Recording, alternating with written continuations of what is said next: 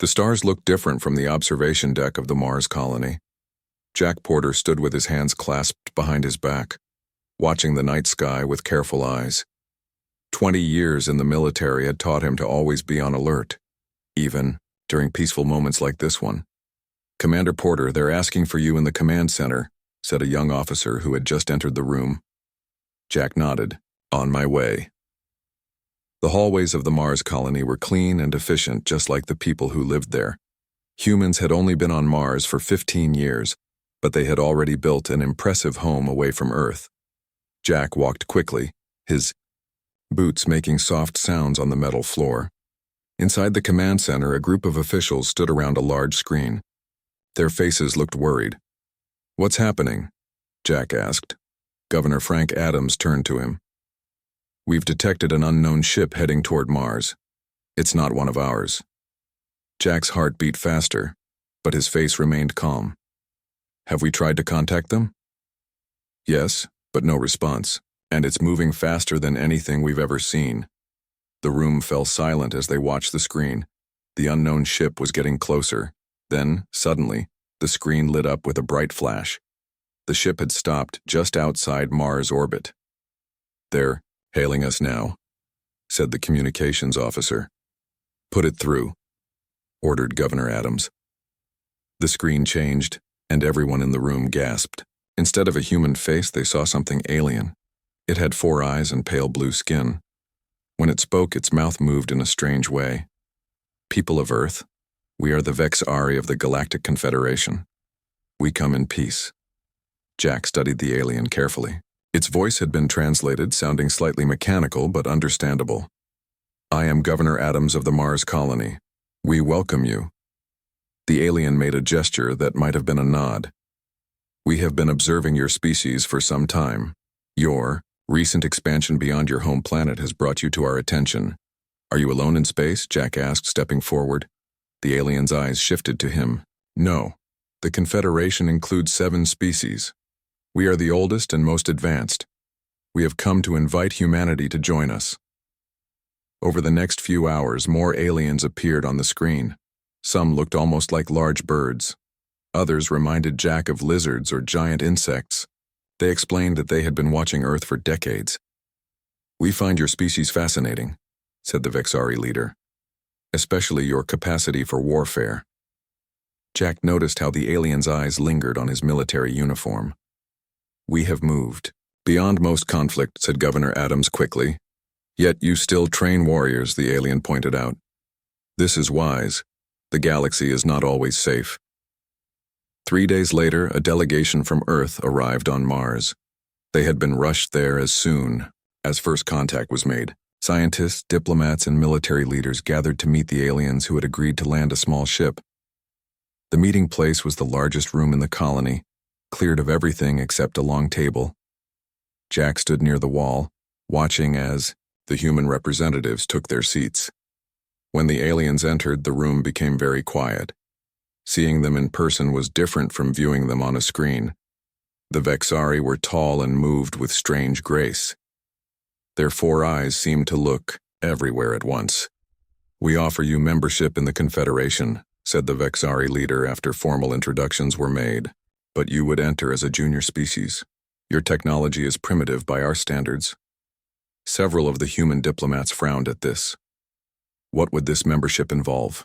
asked the lead Earth diplomat, a woman named Carol Bennett. "Protection, knowledge, trade. But there are rules to follow." Jack listened carefully to every word.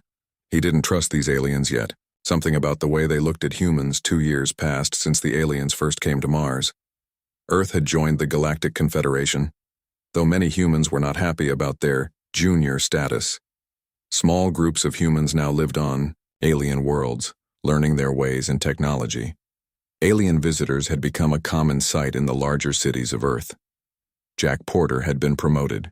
He now worked as Earth's military liaison to the Confederation. Today he sat in a secret lab deep beneath the Rocky Mountains watching Dr. Olivia Daniels work. "You're sure about this?" she asked, not looking up from her microscope. "I am," said Jack. "Show me what you found." Olivia pointed to a large screen on the wall. "Look at these cells. They're from a Vexari who died in that shuttle accident last month. Jack studied the strange blue cells. They look nothing like human cells. Now look at these, she said, changing the image. These are human cells. Notice anything unusual? Jack shook his head. I'm not a scientist, Olivia. The human DNA has something the aliens don't. A strange ability to change and adapt. We've tested all 7 Confederation species. None of them have this. What does it mean? Olivia finally looked up at him. Her eyes were bright with excitement. It means we're not as primitive as they think. Our bodies can do something theirs can't. She walked over to a locked cabinet and punched in a code. The door opened, revealing a small vial of glowing blue liquid. This is what I call Project Phoenix. It's designed to enhance those natural abilities in humans. Jack frowned. Does the Confederation know about this? No. And they can't find out. The Vexari have been taking human DNA samples for their own research. I think they've noticed something strange about us and they're worried. Jack thought about this. The past 2 years had taught him that the Confederation, especially the Vexari, didn't see humans as equals. They were always watching, always studying. What would this enhancement do? In theory, it would improve strength, speed, and healing. But the most important part is adaptability. Your body would learn from everything it experiences, including damage. Jack stared at the blue liquid. You need a test subject. Olivia nodded slowly. It's dangerous. We don't know all the effects. I'll do it. Jack, this isn't like testing a new gun. This will change you at a cellular level. That's why it needs to be me. I know the risks. 3 weeks later, Jack lay on a medical bed, his veins burning as the blue liquid entered his body. 5 doctors, including Olivia, watched monitors that tracked his vital signs. His temperature is rising, said one doctor. Heart rate increasing, said another. Jack felt like his blood had turned to fire. He gripped the sides of the bed so hard that his knuckles turned white. Then everything went black. When he woke up, the room was quiet. Only Olivia remained, sleeping in a chair next to his bed. He sat up, surprised at how good he felt. Olivia, he said softly. She woke with a start. Jack, how do you feel? Strong. Different. He looked at his hands. They looked the same, but somehow he knew they were changed. Olivia checked his vital signs. Amazing. Your body has completely accepted the enhancement. We need to run tests. Over the next few days, Jack discovered his new abilities. He could lift twice his previous maximum weight. Cuts healed within hours. His reaction time had improved dramatically. There's something else, Olivia told him one evening as they reviewed his test results. Your cells are continuing to change. They're learning. Learning what? How to be better. How to adapt to any situation. Jack was about to reply when his phone beeped. The message made him frown. What is it? Asked Olivia. The Vexari are demanding access to all human genetic research. They say it's part of our membership agreement. Olivia's face paled. They know. Maybe. Or they suspect. Either way, we need to be careful. Jack looked down at his hands again. He could feel the power in them now. The question was, would it be enough if the Confederation turned against humanity?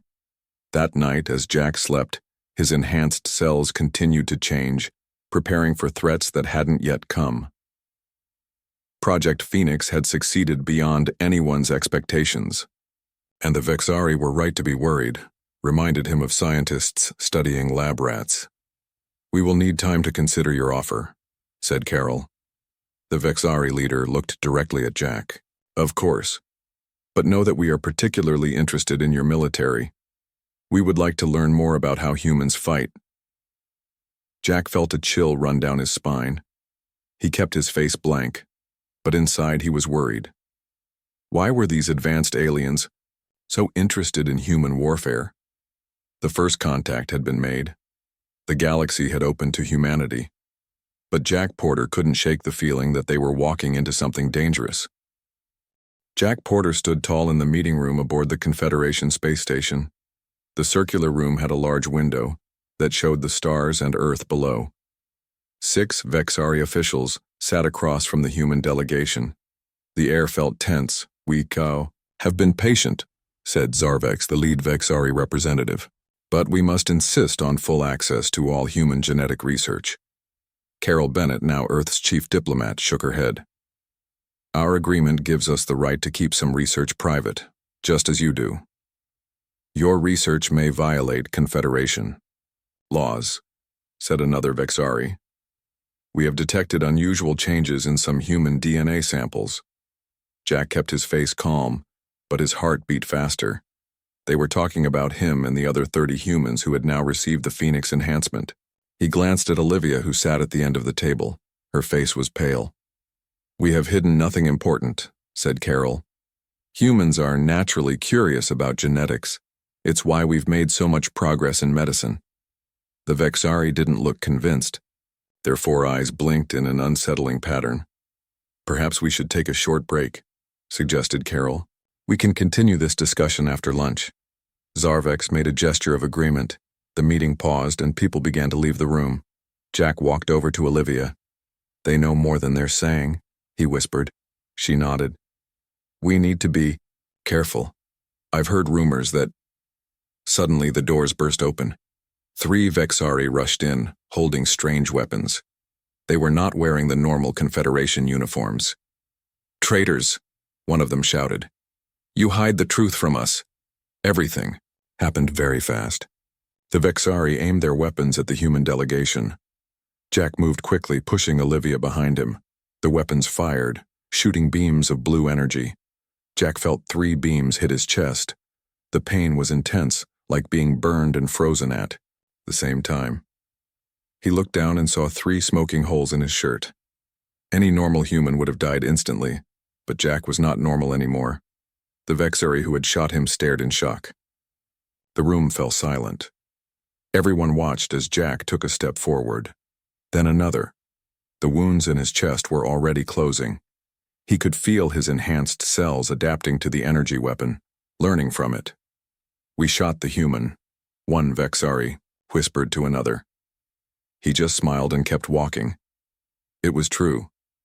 Jack realized he was smiling, not because he wanted to scare them, but because for the first time since meeting the aliens, he felt humanity had a chance.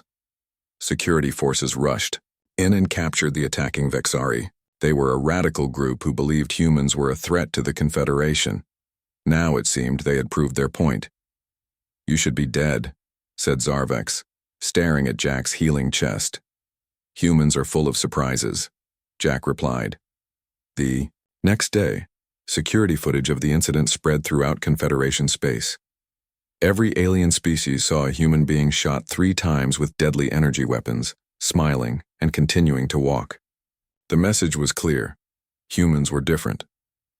Jack sat in the medical bay as Olivia examined him. "Your cells didn't just heal the damage," she said, looking at her scanner. "They've actually incorporated aspects of the energy weapon. Your skin now has some resistance to that specific type of weapon." "I adapted," said Jack. "Yes, and much faster than we expected." Olivia looked worried. "The Confederation is in an uproar. Some species are fascinated, others are terrified." Jack's phone beeped with a message. It was from Earth's government. "The Confederation Council has called an emergency meeting," he told Olivia. "They're saying Project Phoenix violates galactic law." "What will we do?" Jack stood up. His chest had completely healed, not even leaving a scar. "We'll fight if we have to, but first we need to show them we're not a threat. We just want to protect ourselves." As he spoke, another message arrived. This one made him frown. The Confederation Council chamber was huge, with seats for representatives of all 7 alien species.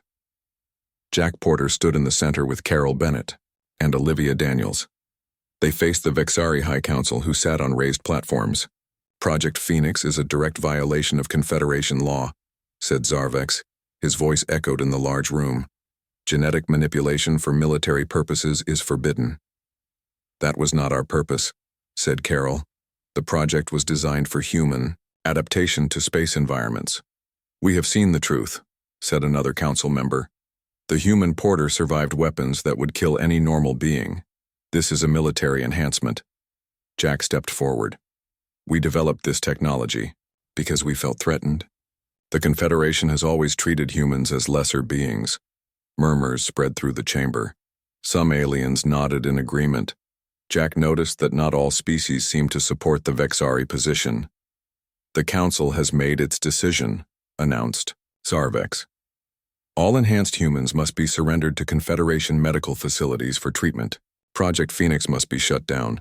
All research data must be given to the Council. And if we refuse, asked Carol, then Earth will be quarantined. No ships in or out. No trade. No communication. The human delegation was given 1 hour to discuss the ultimatum. They gathered in a small room adjacent to the chamber. This is exactly what we feared, said Olivia. They want to study us, control us. We cannot surrender our people for their experiments, said Carol. But a quarantine would be devastating for the colonies. Jack looked out the window at the stars. We need allies. Not everyone in the Confederation agrees with the Vexari. If on cue, the door opened. A tall reptilian alien entered. This was Krell, a Duraxian. His species had been among the last to join the Confederation. I come to offer help, said Krell. His voice was deep and rumbling. My people have also suffered under Vexari rule. We are interested in your abilities. Why would you help us? Asked Jack. The Vexari maintain power by keeping other species divided and dependent. Your enhancement threatens this balance. We see an opportunity for change. Carol looked suspicious. What kind of change? A more equal confederation, or perhaps something new entirely. Krell handed them a small device. This contains secure communication codes. When you return to Earth, contact us. After Krell left, the humans debated what to do. In the end, they decided to reject the ultimatum. They could not give up their enhanced people. When they returned to the council chamber, Carol delivered their answer. Earth respectfully declines the council's demands.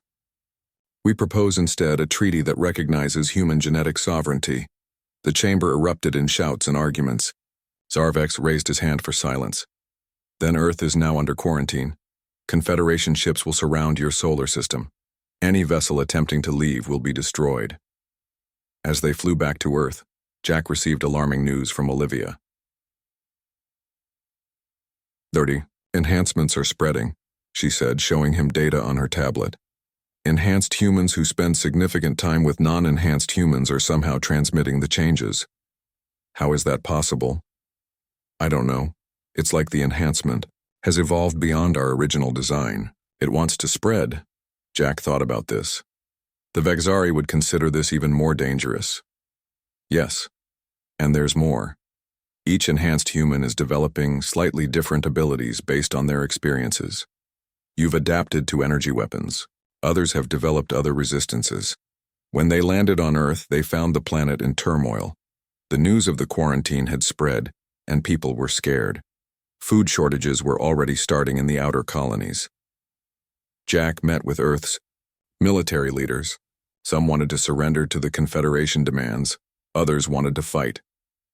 Neither option will work, said Jack. We need time. Time to understand what we're becoming.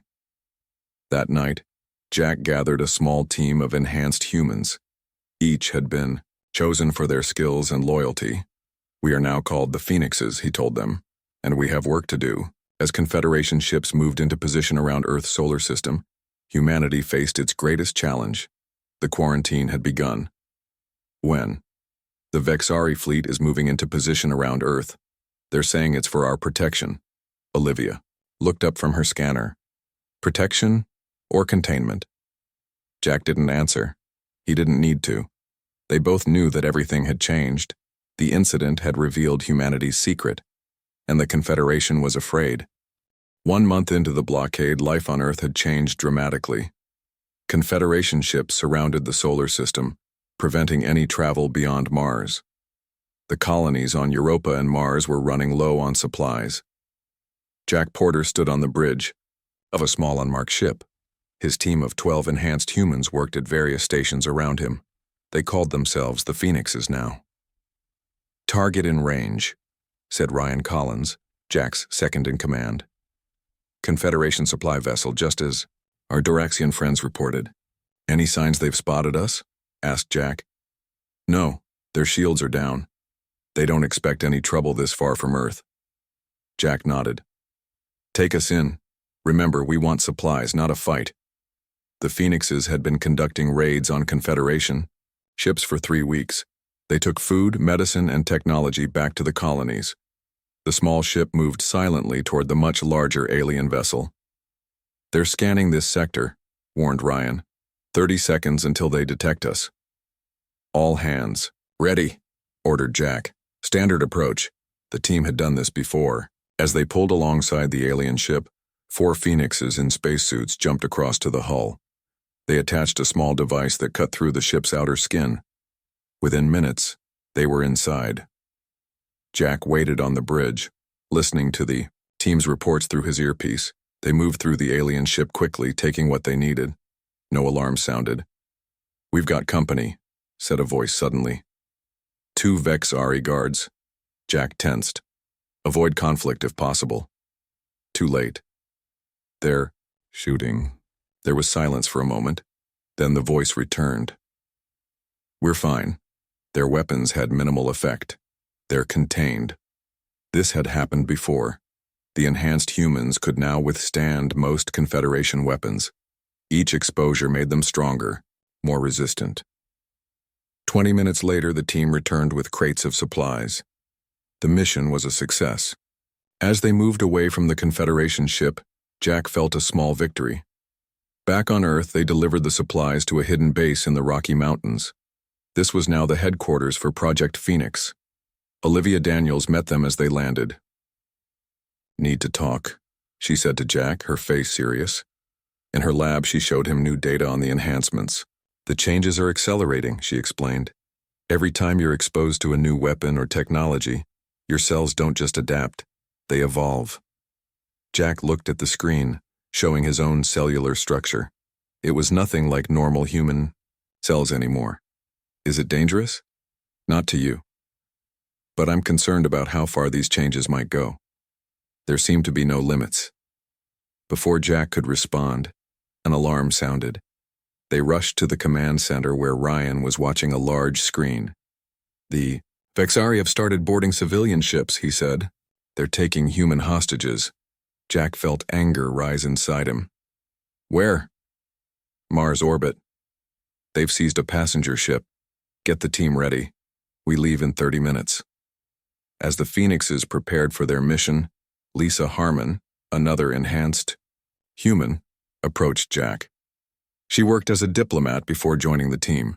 "I've made contact with 3 other species who question the Vexari leadership," she said quietly. "They're willing to meet." "Can they help end the blockade?" "Maybe. They're afraid of the Vexari, but they're more afraid of what will happen if the Confederation breaks apart." Jack considered this. "Set up the meeting, but be careful. We can't trust anyone completely." On the other side of the solar system, the Vexari flagship hovered near Neptune. Inside, Zarvex reviewed reports of the human raids. "They're becoming bolder," said his assistant, "and stronger. Our weapons have less effect each time." "The enhancement is spreading faster than predicted," said Zarvex. "We may need to move to the final solution, cleansing Earth." The Council hasn't approved that the passenger ship was large and white, floating silently in Mars orbit. Around it were 3 smaller Vexari vessels. Jack Porter's ship approached slowly, using the red planet to hide from scanners. 50 human passengers, said Ryan, checking his screen. And 20 Vexari soldiers. "Any word on why they took hostages?" asked Jack. Lisa Harmon looked up from her communication station. "They're demanding we turn over all enhanced humans and research data. They're using the passengers as leverage."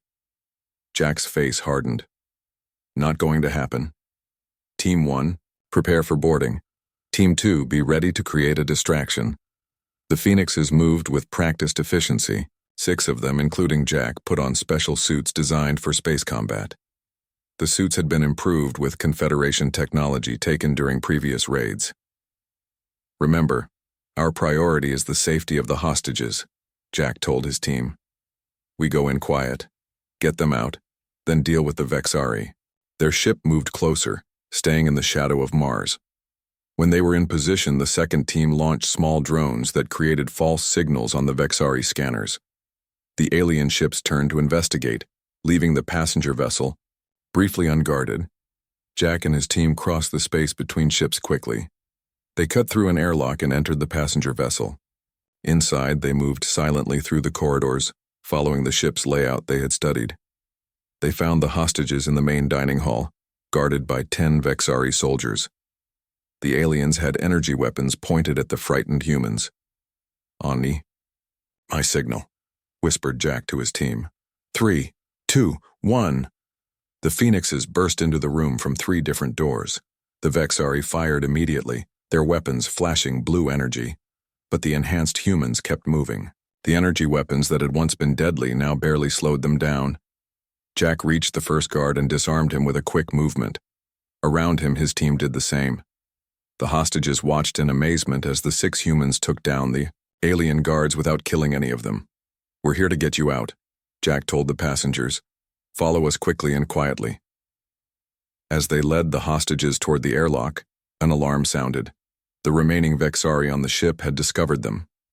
"Move, faster," ordered Jack. "Get them to our ship."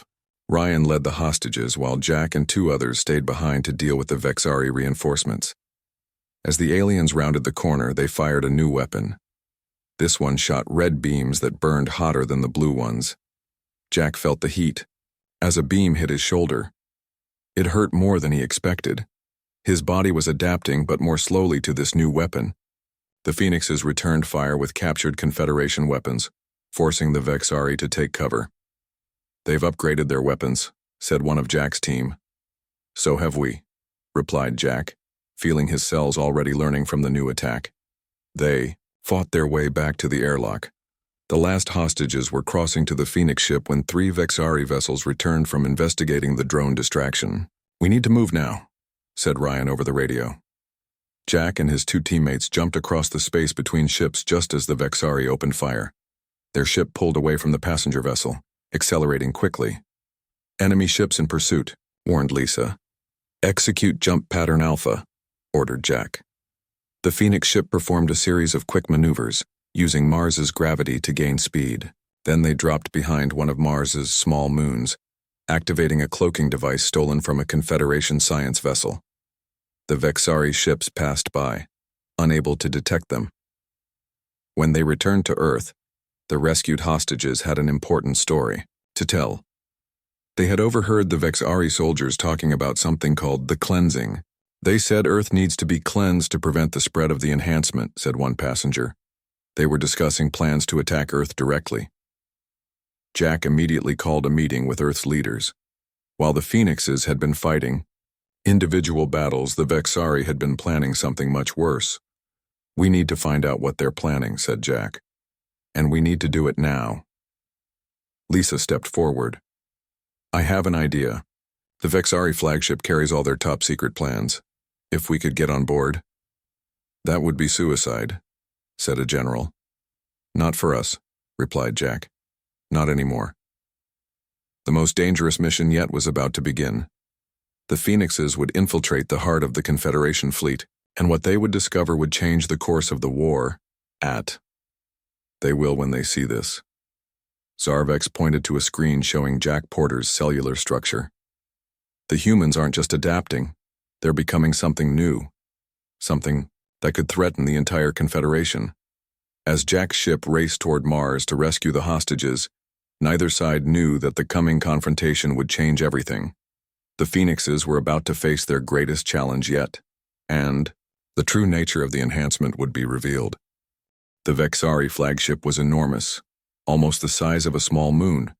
It floated at the edge of the solar system, surrounded by dozens of smaller ships.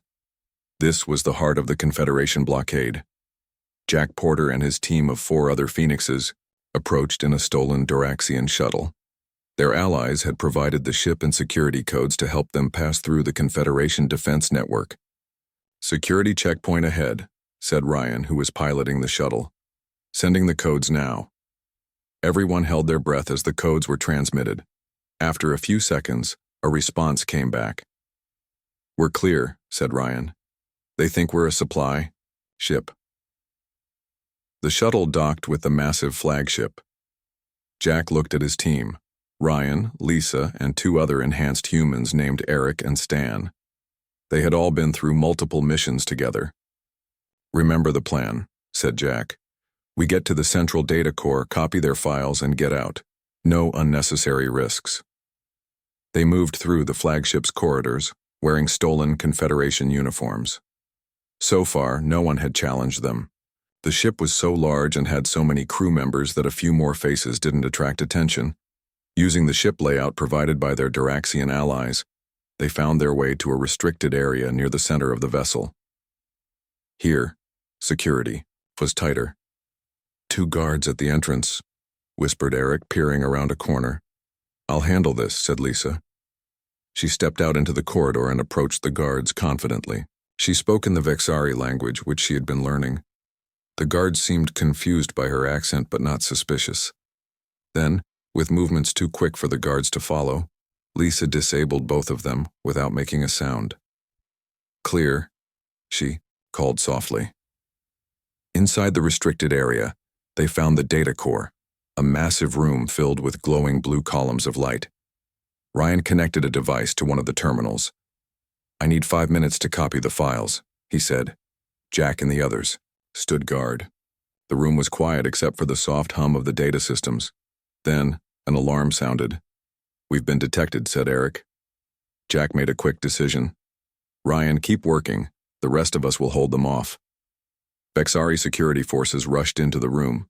They were carrying the new red beam weapons that had given the Phoenixes trouble before. Jack felt a beam hit his chest, but his body was already adapted to this weapon. It hurt less than before. The Phoenixes fought back, using both captured alien weapons and their enhanced strength. More Vexari kept coming. "I got it," shouted Ryan, holding up the device. "All their files. Fall back to the shuttle," ordered Jack. They fought their way back through the corridors. The flagship was now on full alert. Alarms blared, and every Vexari they encountered tried to stop them. As they neared the docking bay, a large group of Vexari blocked their path.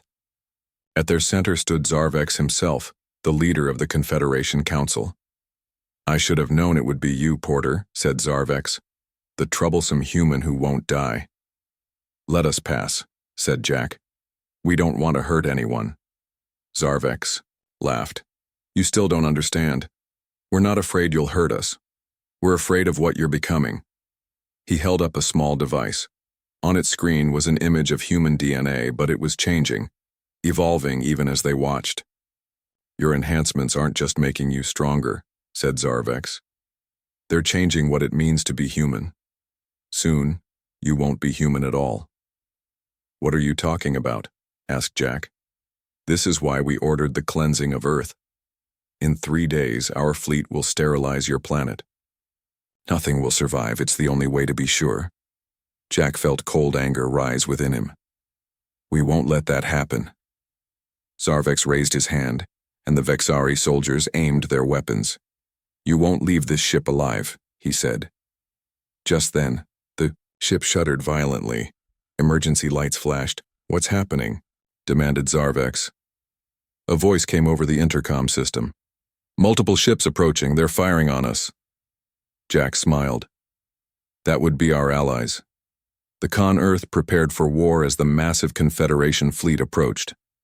3 days had passed since Jack and his team had escaped the Vexari flagship. The data they stole revealed the full plan. 7 planet-killer weapons aimed at Earth, designed to burn away all life on the surface. In the command center beneath the Rocky Mountains, Jack Porter stood with Earth's leaders and his Phoenix team. Beside them were representatives from 3 alien species who had broken from the Confederation: the Doraxians, the bird-like avians, and the crystalline Telluri. "Their fleet will be in firing range in 2 hours," said Admiral Marcus Boyd, pointing. at the large screen showing the approaching ships. "How many ships on our side?" asked Jack. 23 from Earth, 42 from our allies. We're outnumbered 4-1. Olivia Daniels stepped forward. She had been studying the data from the Vexari ship nonstop. "I've made a discovery," she said. "The enhancement isn't just adapting us to weapons, it's adapting us to all technology. In theory, the enhanced humans could interface with the Confederation weapons." "Interface? You mean control them?" asked the Admiral. "Possibly. The Vexari discovered this, that's why they're so afraid." Jack thought about this. "If we could turn their weapons against them." "It's a big risk," said Ryan. "We'd need to get close enough to their planet killers." "I'll go," said Jack. "Alone if necessary." "Not alone," said Lisa. "We all go." The plan formed quickly. While Earth's ships and their allies engaged the main Confederation fleet, the Phoenix team would slip through in a small, fast ship. They would target the 7 planet killers. As they prepared to leave, Olivia approached Jack with a small device. "This will help you connect with their systems," she said. "But Jack, there's something you should know. The enhancements have changed you in ways we still don't fully understand. You might not come back the same." Jack nodded. "None of us will. But Earth will survive. That's what matters." The battle began as thousands of ships clashed in space. Lasers and energy weapons lit up the darkness like a deadly light show. Earth's ships fought bravely, but they were quickly overwhelmed by the superior numbers of the Confederation fleet. Through this chaos, Jack's small ship darted, using the battle as cover. They reached the first planet killer, a massive cylindrical weapon with a glowing red core. "Now or never," said Jack as they docked with the weapon. Inside, they fought their way to the control room. Vexari guards fired new, even more powerful weapons at them. But the Phoenixes had changed too much now. Their bodies adapted almost instantly to each new attack. Jack reached the main control panel and placed Olivia's device on it. Then he pressed, his hands against the alien technology. He felt a strange sensation like electricity flowing through his veins. His enhanced cells began to communicate with the machine. "It's working," he said through gritted teeth. "I can feel it." Around him, the other Phoenixes did the same with different systems. Their bodies glowed slightly as they connected with the alien technology. On the flagship, Zarvex watched in horror as one by one, the planet killers stopped responding to commands. "What's happening?" he demanded. "The weapons, they're turning," cried his assistant. The 7 planet killers slowly changed position, pointing away from Earth and toward empty space. Then, as one, they fired. But instead of destroying Earth, they sent their energy into a single point in space, creating a massive, blinding flash. When the light faded, all weapons fire had stopped. Every ship in both fleets hung motionless, watching in awe. Jack's voice came over all communication channels, broadcasting to every ship. "The war's over," he said simply. "What you just saw was a demonstration. We could have turned those weapons on your fleet, but that's not who we are. Humans don't seek destruction. We seek understanding." In the days that followed, the Confederation fell apart. A new alliance formed with humans as equal partners. The Vexari were no longer in control.